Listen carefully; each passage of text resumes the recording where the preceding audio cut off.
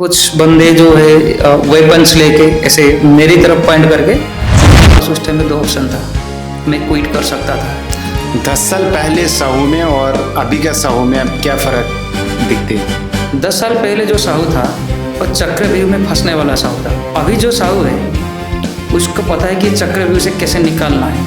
अभी वो साहू है। अगर वो मैनेजमेंट सिस्टम को अगर हम किसी भी ऑर्गेनाइजेशन में अगर इम्प्लीमेंट कर दिया हमने, तो ऑर्गेनाइजेशन फेल हो ही नहीं सकता। Do you really miss the life and defense? Welcome to the Soldier Mind podcast, where story meets reality and inspiration meets action.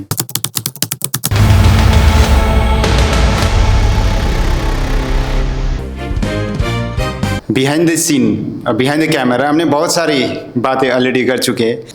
जब मैंने आपको 2016 पे मिला था, 2026 में अभी हम मिल रहे हैं, तो you look still same. There is no change in physical appearance. After 10 years I completely figure out the one thing that you become so mindful. So जब 2016 पे मिला था, same Devashish Sahu with same personality, but अब जब 2026 में same Devashish Sahu but different mindset. जब आप second inning में आए, so why you didn't choose to run behind the job? सबका नज़रिया भी अलग अलग होता है। बैंकिंग में दिया था एग्ज़ाम, अगर ऑप्शन लिया होता तो शायद झारखंड में फास्ट पोस्टिंग होता मेरा। तो मुझे क्या करना था, मैं ऑलरेडी उससे पहले ही सोच लिया था। यूनिफॉर्म वाले नहीं, किसने बोला था, you have never lived until you have almost died. Best quote. Life has a special flavor for them who choose to fight. The protected will never know. It's a motivating quote. Yes, it is a motivating quote. जिंदगी जीते हैं सभी। मुझे लगता है ऐसा है कि सभी का दिमाग में वही है, मुझे जो अच्छा लगता है मैं वही करूँगा। सबका मतलब पैशन भी अलग अलग होता है, तो कुछ लोग फॉलो कर पाते हैं, कुछ लोग फॉलो नहीं कर पाते। मैं फॉलो किया हूँ क्योंकि एक होता है ना लाइफ एक जस्ट सिंपली लाइफ, बहुत फ़र्क है। मुझे ओनली लाइफ नहीं चाहिए था, मुझे लाइफ चाहिए था। Means you love taking challenges, yes. You love facing the situation. हाँ, आई मीन टू से कि जो लोग ये नहीं कर रहे हैं, इसका मतलब वो नहीं कि वो लाइफ नहीं है। जब मैं रिटायरमेंट से पहले तो मैं काफ़ी कंफ्यूज था कि करना क्या है, और मैं एमकॉम भी किया बैंकिंग एंड फाइनेंस में पुणे यूनिवर्सिटी से। शायद ये 90% सोल्जर्स के दिमाग में कंफ्यूजन चलते रहते हैं। बेसिकली क्या होता है कि मैं जितना देखा हूँ कि जो जितना बैचमेट से देखा हूँ और जो भी सीनियर्स है या जो भी जो न्यू या मतलब यंगस्टर्स है जो भी रिटायर हो रहे हैं, बेसिकली सबको एक जॉब चाहिए। Why? Because already they have kids and they have family members and more responsibility. So second innings में सबको एक सेफ्टी लाइफ मतलब फाइनेंशियली सिक्योर होना चाहिए, इसीलिए सब एक जॉब ढूंढ लेते हैं, क्योंकि ये एज का एक बड़ा फैक्टर रहता है सेकेंड इनिंग्स में। मैं वही करूँगा, मेरा जो पैशन था मैं उसी को फॉलो करूँगा, पैशन के साथ जीऊँगा, बाकी देखा जाएगा, इसीलिए ये फॉलो किया। So what does soldier mindset means for you? I can say in a single line: hit fast, hit hard, and keep on hitting. That is the soldier mind. Amazing. You explained in one line. The ones who create the vibe within you is what we call a soldier. But before that, कि उनकी जिंदगी में बहुत सारे ups and down आते, but one who are more stable, countering those challenges in different situations. अगर आप खुद उस सिचुएशन पे है तो how you try to overcome, और इज देयर एनी इंस्टांसेस और anecdote you want to give from your personal experiences? चाहे सोल्जर हो या सिविलियंस हो, हम सब एक इंसान हैं। सोल्जर और जो सिविलियंस मतलब जो वर्दी में नहीं है, मुझे लगता है कि डिफरेंस इज दैट एटीट्यूड। जैसे बोलते हैं ना कि डर के आगे जीत है। हाँ। अगर एटीट्यूड नहीं है तो हमारे पास वर्दी नहीं है, एटीट्यूड है तो वर्दी है। मतलब इसको रेडिकली हम ले सकते हैं। There is a series of instances. हम लोग कुछ ऑपरेशन में गए थे, कुछ एक इक्विपमेंट था शिप में, और जिसका मतलब कीमत बहुत ही ज़्यादा था। उसका एक अनाउंसमेंट हुआ मेरा कि पेटी अफसर साहू ऑन फॉक्सल और ऑन अपर डेक मैं गया था उस टाइम पे, और टाइमिंग था वो सेलिंग में लगभग 2 बज रहा था, जबकि लंच आवर खत्म हो चुका था उस टाइम पे। तो नॉर्मली सेलिंग में क्या होता है कि 40 to 45 मिनट रेस्ट के लिए मिल जाता था सेलिंग में। जो शिप का जो एग्जीक्यूटिव अफसर थे जो सेकंड इन कमांड होता है, आपको अच्छी तरह से पता है। तो उन्होंने बोला कि पेडी अफसर एक इक्विपमेंट पानी में है और हमारे पास कोई डाइवर्स नहीं है, और जो इक्विपमेंट पानी में डाला हुआ था वो एक पतली सी रस्सी में उसको छोड़ा गया था। तो उसमें से क्या हुआ था कि वो फाउल हो गया था। मुझे जस्ट क्या करना था कि वो मशीन को उठा के ऐसे ही साइड करने, मतलब करना ही है बस, दैट्स इट। मैं कभी सोचा भी नहीं कि कितना करेंट्स होगा, क्या होगा, बस ऑर्डर मिला। तो उन्होंने मुझे बोला कि पेडी अफसर हो सकता है। मैं बोला ये सर ऑफकोर्स हो सकता है। बोला कितना टाइम लगेगा? बोला अभी कर देंगे। फिर अपर डेक से, मतलब ये सोच लो कि फॉक्सल से मैं जंप किया कहाँ, ओपन सी में। मैं इसमें ये बताना चाहूँ दैट इज सोल्जर माइंड, क्योंकि अगर कोई सुपेरियर कुछ ऑर्डर दिया उसका एग्जीक्यूट करना हमारा ड्यूटी है। फियरलेस डेडिकेशन, उसमें सोचने का कुछ है, यस, उसमें सोचने का कुछ है ही नहीं। Once you get the order you have to follow the order. Yes of course. Jump करने के बाद 2-3 मिनट के बाद मुझे पता चला कि इस जो सी का, ओपन सी में करंट बहुत ही ज्यादा है। मैं जब स्विमिंग कर रहा हूँ 2 मिनट के बाद मुझे पता चला कि मैं उधर ही हूँ। फिर मैं जब शिप साइड में ऐसा देखा तो मुझे लगा कि अरे मैं तो 2 मिनट से मैं स्विमिंग कर रहा हूँ और काफी मतलब एनर्जी भी मैं अप्लाई कर रहा था। बाद में पता चला अरे मैं तो उधर ही का उधर ही हूँ, आगे तो कुछ भी नहीं गया हूँ। तो मैं फिर शिप में ऊपर इशारा किया, जो भी लोग अपर डेक में खड़े थे उनको इशारा किया कि करंट बहुत तेज है, आगे जाना मुश्किल है, तो कुछ सपोर्ट दीजिए। जब उन्होंने रस्सी फेंका नीचे तो मेरे पहुंच से काफी बाहर था, वो मेरे तक पहुंच नहीं सकता था क्योंकि शिप का स्ट्रक्चर ही ऐसा कुछ था। और जो करंट का जो फ्लो था, मेरा जितना स्पीड था स्विमिंग करने का, आई थिंक 10 टाइम्स मोर, और उसका जो स्पीड था। 15 मिनट के बाद मुझे थोड़ा सा मेरे अंदर ऐसे फीलिंग हुआ कि कुछ तो गड़बड़ होने वाला है। फिर बाद में देखा, जब शिप के ऊपर देखा मैं, काफी सारा जो हमारा जो क्रू मेंबर्स थे सब इकट्ठा हो गए। मैं ऊपर देख रहा हूँ काफी भीड़ जमा हुआ है। कुछ देर के बाद देखा कि कुछ बंदे जो है वेपन्स लेके ऐसे मेरी तरफ पॉइंट करके खड़े हैं। जब मैं ऊपर आया बाद में पता चला कि वो क्रोकोडाइल प्रोन एरिया था। तो जो सीओ हमारा कमांडिंग अफसर उस टाइम पे कैप्टन लोचन सिंह पठानिया सर थे, उन्होंने ये बोला कि क्रोकोडाइल प्रोन एरिया है, वो अंदर नहीं जाना चाहिए था। तो एनीवे, तो लाइफ ऐसा मेरा हो गया था उस टाइम पे, डू और डाई वाला गेम था। एक तो करंट का फ्लो इतना ज्यादा था, ऊपर से मैं जहाँ पे था उधर शिप का एक बड़ा सा सक्शन होल था।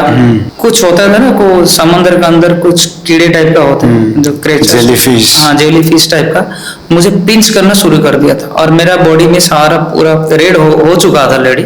जब मुझे पिंच करना शुरू हो गया था, ऊपर से फ्लो ज्यादा है, सक्शन का जो बड़ा सा होल है मेरा बॉडी को वो खींच रहा है, सक्शन होल, ऊपर से क्रोकोडाइल प्रोन जोन है। और मैं ये भी देख रहा हूँ ऊपर जो क्रू मेंबर्स थे, जो अपना जो शिप्स कंपनी थे, सारे इकट्ठा हो गए थे और सभी ने ये सोच लिया था कि बचने के चांस, सरवाइव का चांसेस जो है लेस देन 1% है, कि अगर कोई ओवरबोर्ड हो जाता है शिप से, और वो भी ओपन सी में, सर्वाइवल चांसेस कितना होता है वो भी आपको पता है अच्छी तरह से।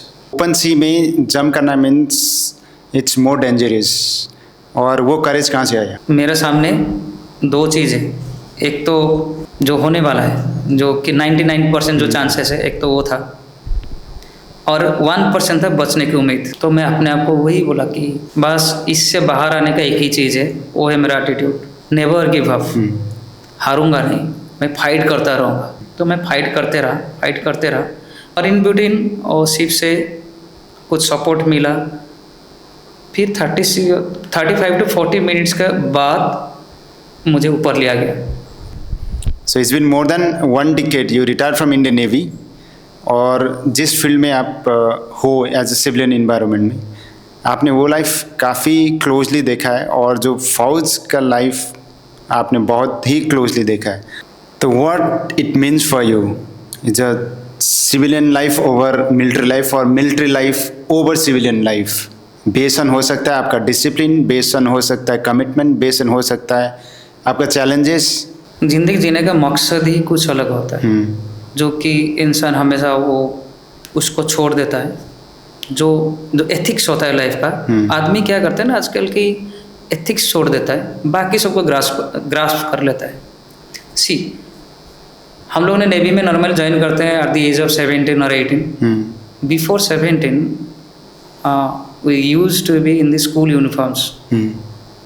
हमारा ड्यूटी रहता था कि बस स्कूल यूनिफॉर्म पहनो और पढ़ाई करो, वो ड्यूटी था। फिर हमने नेवी में ज्वाइन किया, नेवी में ज्वाइन करने के बाद क्या था, एक वर्दी मिल गया, मतलब एक नया ड्रेस, नया पहचान मिल गया। फिर हमारा ड्यूटी क्या था, बस ड्यूटी करना था, देश का जो रक्षा करना, देश की लड़ाई करना, वो हमारा कर्तव्य था, ड्यूटी था। अभी जब वो ड्यूटी ख़त्म हो गया, यूनिफॉर्म उधर रख दिया, जैसे स्कूल का यूनिफॉर्म रख दिया था, एक ड्यूटी ज्वाइन कर लिया, फिर वो ड्यूटी ख़त्म हो गया, वो यूनिफॉर्म रख लिया, फिर अभी ये यूनिफॉर्म पहन लिया। लाइफ का हर स्टेज में एक ड्यूटी रहता है।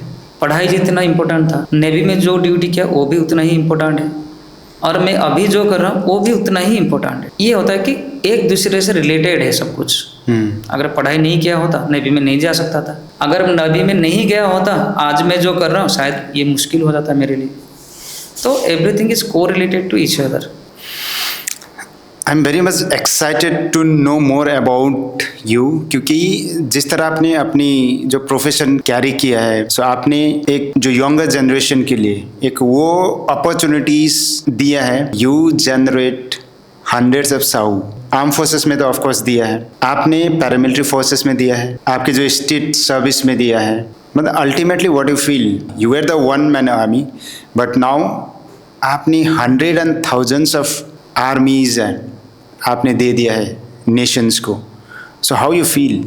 पैशन या प्रोफेशन कुछ ही बोले, एक ही चीज़ है मेरे लिए अभी। बेसिकली समर्थ एकेडमी इंस्टीट्यूशन है, उसमें स्टाफ और सपोर्टिंग स्टाफ है, और कुछ स्टूडेंट्स भी है, कुछ मेरे सीनियर है जैसे कि मंगरा सर है, जो कि टाइम टू टाइम एडवाइस करते हैं। हमारे बेसिकली एम यही है कि जो न्यू जनरेशन, यंग जनरेशन है, उनको प्रिपेयर करवाना बहुत सारे कॉम्पिटिटिव एग्जाम्स के लिए, स्पेशली यूनिफॉर्म सर्विसेज के लिए, और उनको army, navy, air force, paramilitary forces जैसे ITBP, CISF, ये सब में उनको एंट्री करवाना। ये हमारा एम एंड ऑब्जेक्टिव, ये सब कुछ है हमारा। There are two things, test and flavour.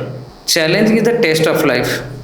मुझे अच्छा लगता है भाई, जब डेली सुबह उठूँ, पहले उठते ही नहा धो के ना एक ब्लैक कॉफ़ी कप में लेता हूँ।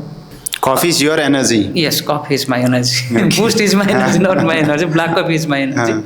तो ये हैबिचुएटेड हूँ कि सुबह उठते ही ऐसा सोचना चाहिए कि अरे आज इतना सारा टास्क है, कैसे करना है, और वो कॉफ़ी पीना है। और सोचते सोचते कॉफ़ी पीने में बड़ा मज़ा आता है। तो कॉफ़ी का जो फ्लेवर है ना, एक्चुअली वो टास्क मेरा फ्लेवर है और टेस्ट है कॉफ़ी। तो मेरा लाइफ में टेस्ट है चैलेंज, और फ्लेवर पता है कौन से, जो 15 साल नेवी में जो किया है उसका जो आउटपुट है वो मेरा फ्लेवर है। ये जब दोनों मिक्स हो जाता है ना, ये सेकेंड इनिंग्स का प्रोफेशन मेरा वही है। एक तो आपने समर्थ एकेडमी यंगस्टर्स के लिए आपने एकेडमी खोली है, एंड अपने पैशंस को फॉलो करते हुए आप फार्मिंग के ऊपर आप इतना पैशनेट है, और आपने मतलब इतना टाइम दिया है। आपके पास जो एक नर्सरी भी है, सो how you manage all this? Multiple professions, एक तो हो गया एकेडमी, दूसरा हो गया नर्सरी, और हो गया फार्मिंग। तो मैंने पहला शुरू किया था नर्सरी। जब रिटायरमेंट के से पहले मैं सोच लिया था कि मुझे फार्मिंग ही करना है, तो इसलिए मैंने शुरू किया कि फार्मिंग इतना बड़ा चैलेंज, एक कैलकुलेटिव रिस्क लेना है। तो मैं कैलकुलेटिव रिस्क के तौर पे नर्सरी स्टार्ट किया, जहाँ पे प्लांट्स सेल करना। एक छोटा सा प्लेस है, नयागढ़ डिस्ट्रिक्ट हेडक्वार्टर है, उसमें मैं नर्सरी सेटअप किया। बहुत सारे चैलेंजेस आया, इवन फुटपाथ में भी प्लांट्स बेचा। आप रिटायर हुए 2017? ओके, 2017 में।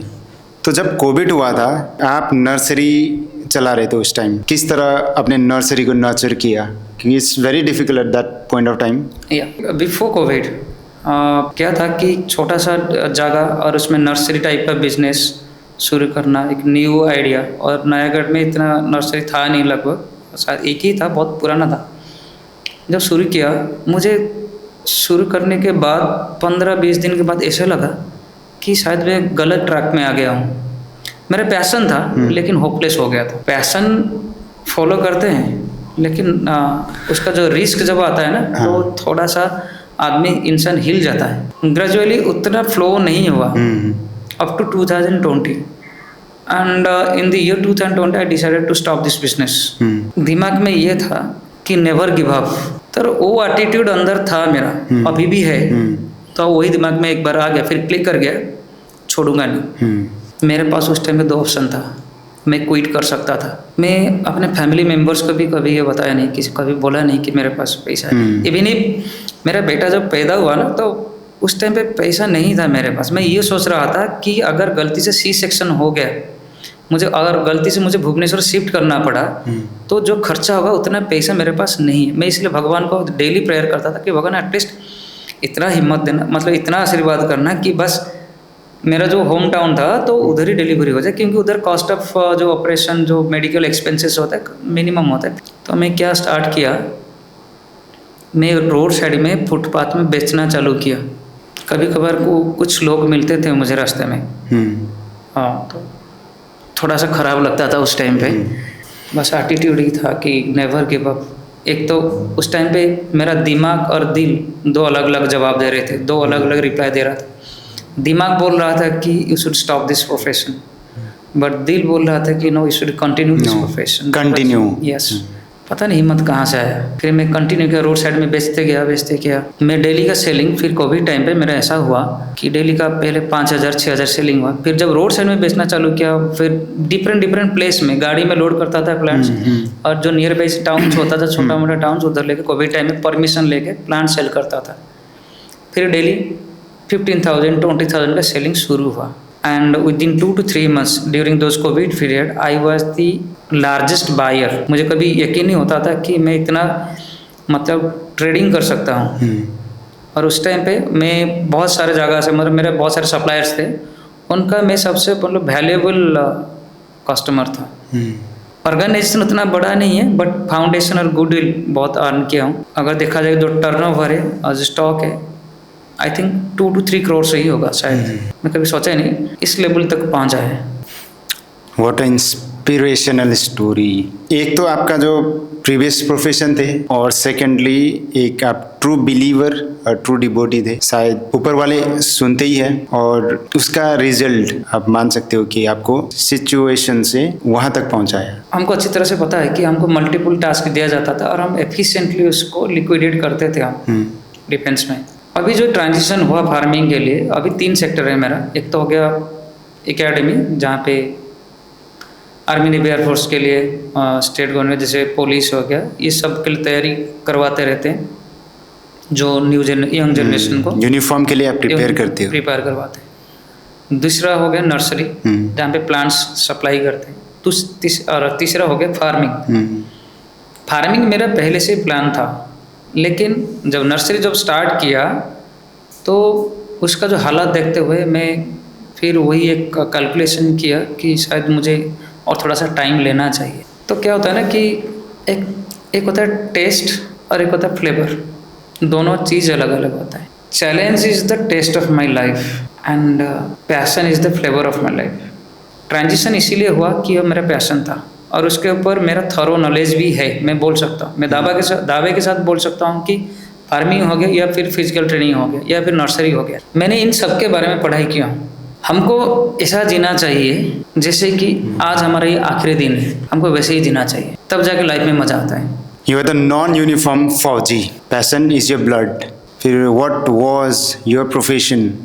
मैं ट्रेनर था, physical trainer, sports activities and adventurous act, इसमें मैं ट्रेन करवाता था। जो भी नए रिक्रूट्स आते थे, या भी स्टाफ्स होते थे, या भी चाहे जवान हो या ऑफिसर्स हो या स्टाफ, इनको ट्रेन करना ये मेरा ड्यूटी था। मैं अगर सर्विस का हिस्ट्री देखेंगे, ऑफिसर्स ट्रेनिंग एकेडमी जैसे कि world class academy, national defence academy में मैं फिजिकल ट्रेनर था।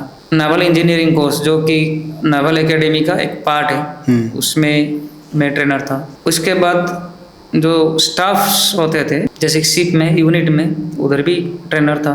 और जो जवान जो ट्रेनिंग लेते हैं, मतलब सेलर्स, जो न्यू रिक्रूट्स जो ट्रेनिंग लेते हैं, जो मेरा सर्विस का जो आखिरी 3.5-4 साल था, उसमें भी मैं ट्रेनर था। बेसिकली मेरा काम यही था, ट्रेन करना।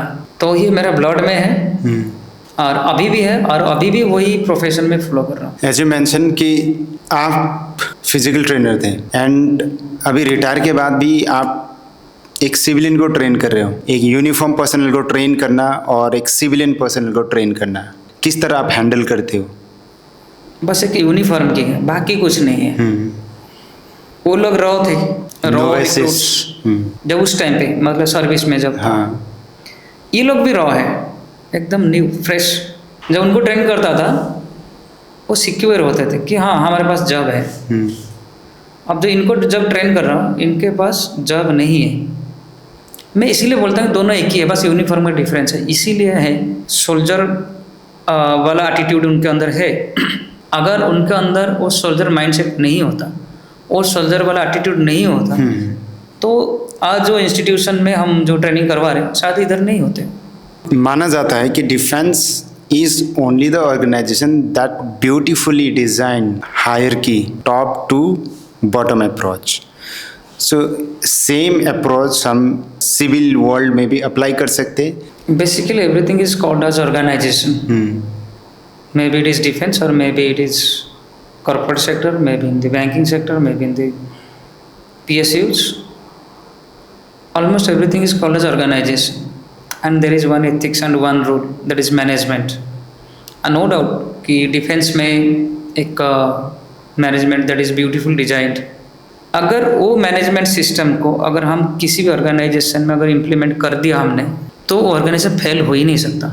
Do you really miss the life in defense? Of course. So what kind of life you want? Is it disciplined life or spicy lifestyle? फौजी लाइफ बड़ा मिस करता हूँ, नो डाउट। क्या मिस करता हूँ? जो मेरे कॉलीग्स थे और जो मेरा रूममेट्स थे वो सब अभी पास में नहीं है, सब अलग अलग जगह पे मतलब एंगेज्ड है। लाइफ वही है, ट्रेनिज वही है, बस यूनिफॉर्म का फ़र्क है, बट मेरा कॉलीग्स नहीं है साथ में, बस वही चीज़ मिस करता हूँ। अदरवाइज एवरीथिंग इज सेम, वही चैलेंजेस है, वही कॉफ़ी है, वही चाय पे चर्चा है। Defence life is full of challenges, spice. 10 साल पहले साहू में और अभी का साहू में अब क्या फ़र्क दिखते हैं?